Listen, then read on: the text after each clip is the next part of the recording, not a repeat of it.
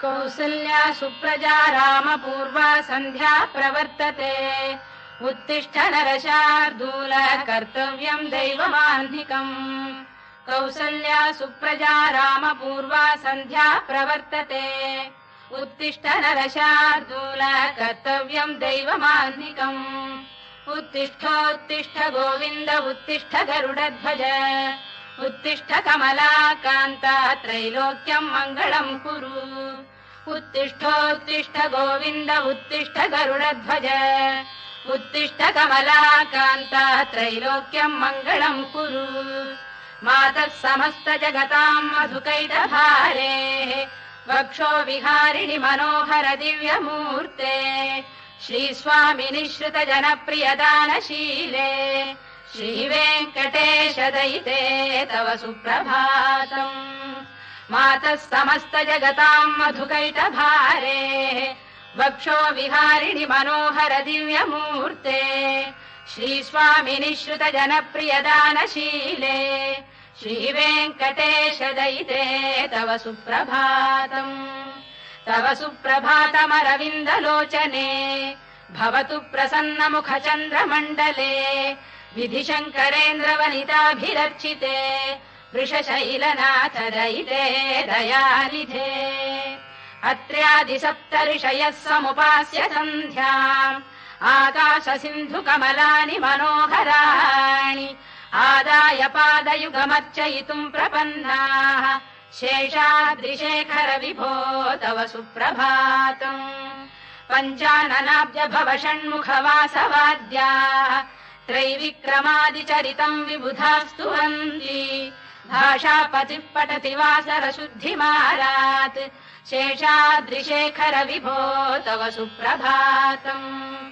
ईषत्प्रफुल्ल सरसीरुहनारिकेल पूगद्रुमादिषु मनोहर पालिकानाम् आवाति मन्दमनिलः सह दिव्यगन्धैः शेषाद्रिशेखर विभो तव सुप्रभातम् उन्मील्य नेत्रयुगमुत्तम पञ्जरस्थाः पात्रावशिष्ट कदलीफलपायसानि भुक्त्वा सलीलमथकेलिशुकाः पठन्ति शेषाद्रिशेखर विभो तव सुप्रभातम् तन्त्री प्रगर्ष मधुरस्वनया विपञ्च गायत्यनन्दचरितम् तव नारदोऽपि भाषा समग्रमसहृत्करचार रम्यम् शेषाद्रिशेखर विभो तव सुप्रभातम् भृङ्गावळी च मकरन्दरसानुविद्ध झङ्कार गीत निनदैः सह सेवनाय गिर्यात्युपान्त सरसी कमलोदरेभ्यः शेषाद्रिशेखर विभो तव सुप्रभातम् योषा गणेन वरदध्नि विमथ्यमाने घोषालयेषु दधिमन्थन तीव्र घोषाः रोषात् कलिम् विदधते ककुभश्च कुम्भाः शेषाद्रिशेखर विभो तव सुप्रभातम् पद्मेश मित्र शतपत्र गतालिवर्गाः हर्तुम् श्रियम् कुवलयस्य निजाङ्गलक्ष्म्या भेरी निनादमिव बिभ्रति तीव्रनादम् शेषाद्रिशेखर विभो तव सुप्रभातम् श्रीमन्नभीष्टवरदाखिल लोकबन्धो श्री श्रीनिवास जगदेक दयैक सिन्धो श्रीदेवतागृह भुजान्तर दिव्यमूर्ते श्रीवेङ्कटाचलपते तव सुप्रभातम् श्रीमन्नभीष्टवरदाखिल लोकबन्धो श्री श्रीनिवास जगदेक दयैक सिन्धो श्रीदेवतागृह भुजान्तर दिव्यमूर्ते श्रीवेङ्कटाचलपते तव सुप्रभातम् श्रीस्वामि पुष्करिणिकाप्लव निर्मलाङ्गाः श्रेयोर्थिनो हर विरिञ्च सनन्दनाद्याः द्वारे वसन्ति वरवेत्र हतोत्तमाङ्गाः श्रीवेङ्कटाचलपते तव सुप्रभातम् श्रीशेषशैल गरुडाचल वेङ्कटाद्रिनारायणाद्रिवृषभाद्रिविषाद्रिमुख्याम् आख्याम् त्वदीय वसतेरनिशम् वदन्ति श्रीवेङ्कटाचलपते तव सुप्रभातम् सेवापरा शिव सुरेश कृशानुधर्म रक्षोऽम्बुनाथ पवमान धनाधिनाथाः बद्धाञ्जलि प्रविलसन् निज शीर्षदेशाः श्रीवेङ्कटाचलपते तव सुप्रभातम् घाटीषु देवि खगराज मृगाधिराज नागाधिराज गजराज हयाधिराजाः स्वस्वाधिकार महिमाधिकमर्थयन्ते श्रीवेङ्कटाचलपते तव सुप्रभातम् सूर्येन्दुभौम बुधवाक्परि काव्यसौरि स्वर्भानुकेतुदिविषत्परिषत्प्रधानाः त्वद्दासदास चरमावधिदासदासाः श्रीवेङ्कटाचलपते तव सुप्रभातम् त्वत्पादधूलिभरितस्फुरितोत्तमाङ्गाः स्वर्गापवर्गनिरपेक्ष निजान्तरङ्गाः कल्पागमाकलनयाकुलताम् लभन्ते श्रीवेङ्कटाचलपते तव सुप्रभातम् त्वद्गोपुराग्रशिखराणि निरीक्षमाणाः स्वर्गापवर्गपदवीम् परमाम् श्रयन्तः मर्त्या मनुष्य भुवने मतिमाश्रयन्ते श्रीवेङ्कटाचलपते तव सुप्रभातम् श्रीभूमिनायक दयादिगुणामृताब्धे देवादिदेव जगदेक शरण्यमूर्ते श्रीमन्ननन्त गरुडाधिभिरर्चिताङ्घ्रे श्रीवेङ्कटाचलपते तव सुप्रभातम् श्रीपद्मनाभ पुरुषोत्तम वासुदेव वैकुण्ठ माधव जनार्दन चक्रपाणे श्रीवत्स चिह्न शरणागत पारिजात श्रीवेङ्कटाचलपते तव सुप्रभातम् कन्दर्पदर्पहर सुन्दर दिव्यमूर्ते कान्ताकुजाम्बुरुह कुड्मललोल दृष्टे कल्याण निर्मल गुणाकर दिव्य कीर्ते श्रीवेङ्कटाचलपते तव सुप्रभातम् मीनाकृते कमठकोल नृसिंहवर्णिन् स्वामीन् परश्वत तपोधन रामचन्द्र शेषांश राम यदुनन्दन कल्किरूप श्रीवेङ्कटाचलपते तव सुप्रभातम् लेलालवङ्ग घनसार सुगन्धितीर्थम् दिव्यम् वियत्सरिति हेम घटेषु पूर्णम् धृत्वाद्य वैदिक शिखामणयः प्रहृष्टाः तिष्ठन्ति वेङ्कटपते तव सुप्रभातम् भास्वानुदेति विगचानि सरोरुहाणि सम्पूरयन्ति निनदैः कगुभो विहङ्गाः श्रीवैष्णवास्ततमर्थितमङ्गलास्ते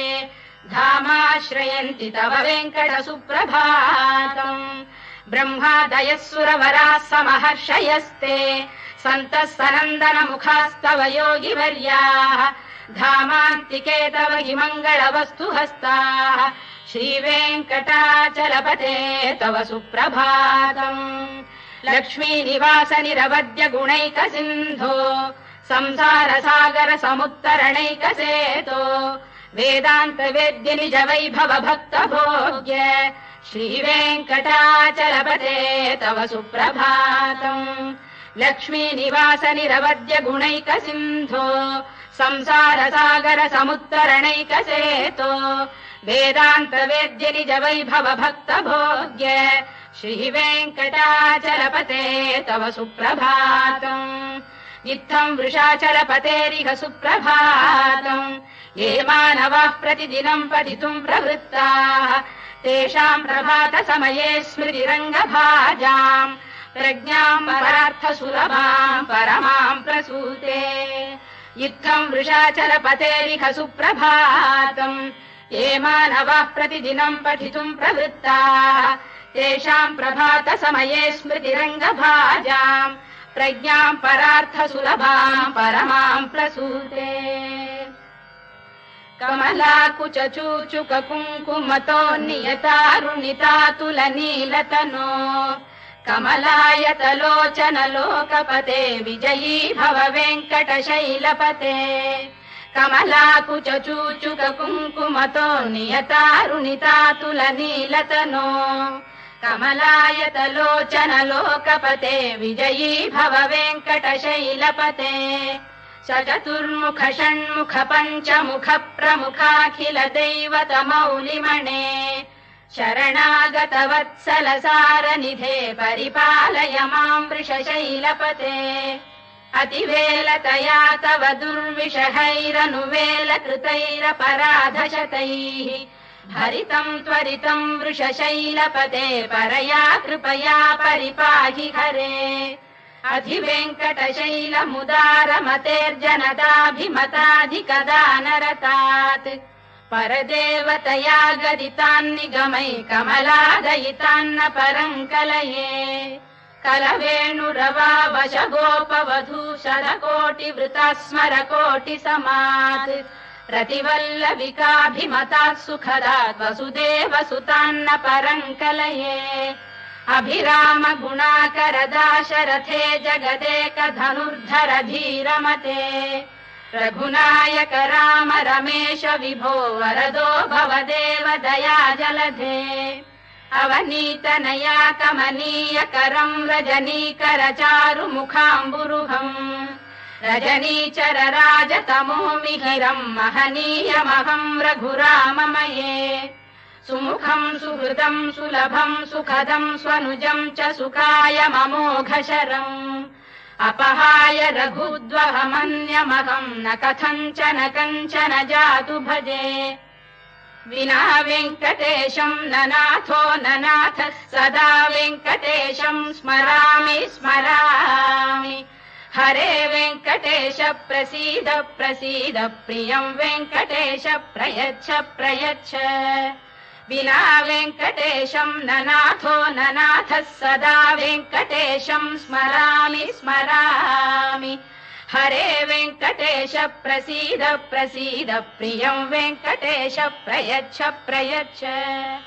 अहं दूरतस्ते पदाम्भोजयुग्म प्रणामेच्छयागत्य सेवां करोमि सकृत्सेवया नित्यसेवा फलं त्वं प्रयच्छ प्रयच्छ प्रभो वेङ्कटेश अज्ञानिना मया दोषानशेषान् विहितान् हरे क्षमस्वत्वं शेषशैलशिखामणे अज्ञानिना मया दोषानशेषान् विहितान् हरे क्षमस्वत्वं शेषशैलशिखामणे ईशानां जगतोऽस्य वेङ्कटपतेर्विष्णोः परां प्रेयसीम् तद्वक्षस्थलनित्यवासरसिकां तत्क्षान्तिसंवर्धिनीम् पद्मालङ्कृतपाणिपल्लवयुगां पद्मासनस्थां श्रियम् वात्सल्यादिगुणोज्ज्वलां भगवतीं वन्दे जगन्मातरम् ईशानां जगतोऽस्य वेङ्कटपतेर्विष्णोः परां प्रेयसीम् तद्वक्षस्थलनित्यवासरसिकां तत्क्षान्तिसंवर्धिनीम् पद्मालङ्कृतपाणिपल्लवयुगां पद्मासनस्थां श्रियम् वात्सल्यादिगुणोज्ज्वलां भगवतीं वन्दे जगन्मातरम् श्रीमन्कृपाजलनिधे कृत सर्वलोक सर्वज्ञ शक्तनत वत्सल सर्वशेषिन् स्वामिन् सुशील सुलभाश्रुत पारिजात श्रीवेङ्कटेश चरणौ शरणं प्रपद्ये श्रीमन्कृपाजलनिधे कृत सर्वलोक सर्वज्ञ शक्तनत वत्सल सर्वशेषिन् स्वामिन् सुशील सुलभाश्रुत पारिजात श्रीवेङ्कटेश चरणौ शरणं प्रपद्ये आनूपुरार्पित सुजात सुगन्धि पुष्प सौरभ्य सौरभकरौ समसन्निवेशौ सौम्यौ सदानुभवनेऽपि नवानुभाव्यौ श्रीवेङ्कटेश चरणौ शरणं प्रपद्ये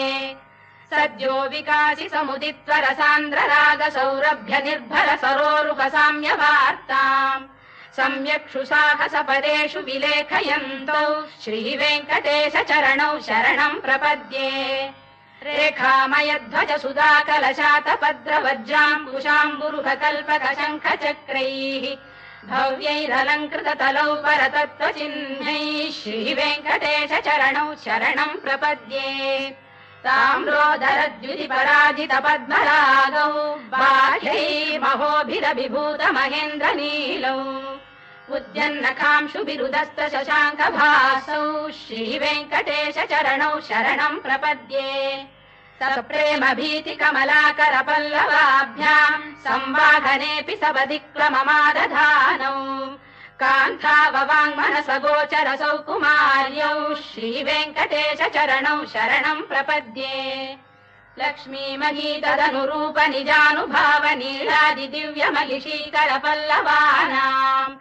आरुण्य संक्रमणतः किल सान्द्र रागौ श्रीवेङ्कटेश चरणौ शरणम् प्रपद्ये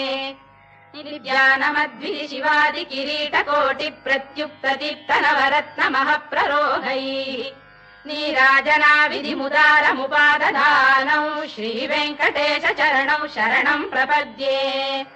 विष्णौ पदे परम इत्युदित प्रशंसौ यौ मद्धौ उत्स इति भोग्यतयाप्युपातौ भूयस्ततेति तव पाणितल प्रतिष्ठौ श्रीवेङ्कटेश चरणौ शरणम् प्रपद्ये पार्थाय तत्सदृश सारथिना त्वयैव यौ दर्शितौ स्वचरणौ शरणम् व्रजेति भूयोऽपि मह्यमिहतौ करदर्शितौ ते श्रीवेङ्कटेश चरणौ शरणम् प्रपद्ये मन्मूर्धिकालियपणे विकटाटवीषु श्रीवेङ्कटाद्रिशिखरे शिरसि श्रुतीनाम् चित्तेऽप्यनन्य मनसाम् सममाहितौ ते श्रीवेङ्कटेश चरणौ शरणम् प्रपद्ये अम्लानघृष्यलवनीतलकीर्ण पुष्पौ श्रीवेङ्कटाद्रिशिखराभरणायमानौ आनन्दिताखिल मनोनयनौ तवैतौ श्रीवेङ्कटेश चरणौ शरणम् प्रपद्ये प्रायः प्रपन्न जनता प्रथमावगाह्यौ मातुस्तनाविव शिशोरमृतायमानौ प्राप्तौ परस्पर तुलामतुलान्तरौ ते श्रीवेङ्कटेश चरणौ शरणम् प्रपद्ये सत्त्वोत्तरैः सतत सेव्य पदाम्बुजेन संसार तारकदयार्द्रदृगञ्चलेन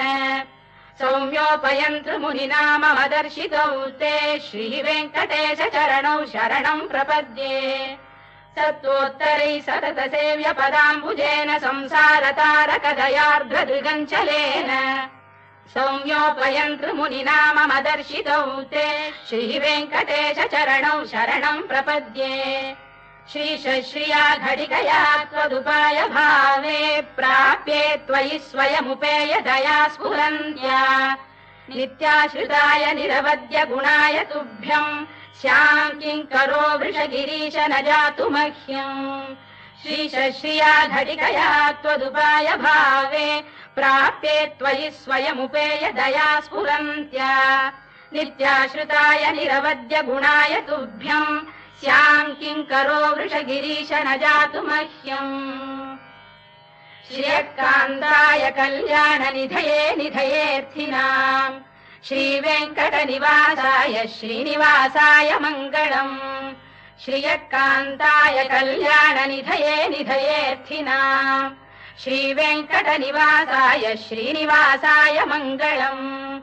लक्ष्मी सविभ्रमालोक सुभ्रू विभ्रम चक्षुषे चक्षुषे सर्वलोकानाम् वेङ्कटेशाय मङ्गलम् श्रीवेङ्कटाद्रिशृङ्गाग्रमङ्गलाभरणाङ्गये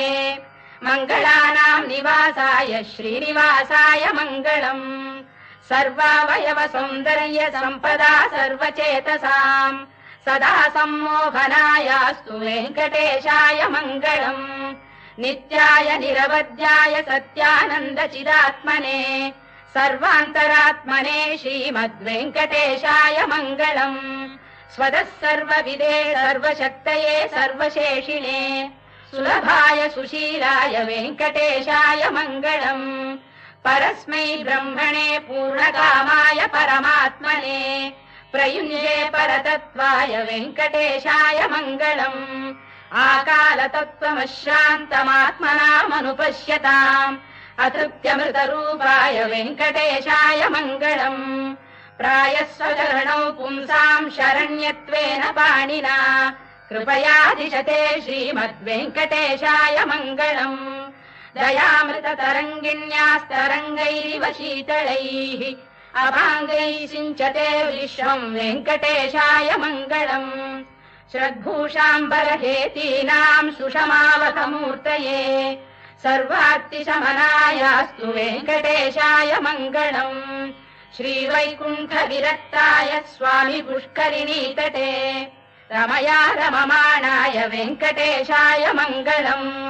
श्रीवैकुण्ठविरक्ताय स्वामी पुष्करिणीतटे रमया रममाणाय वेङ्कटेशाय मङ्गलम्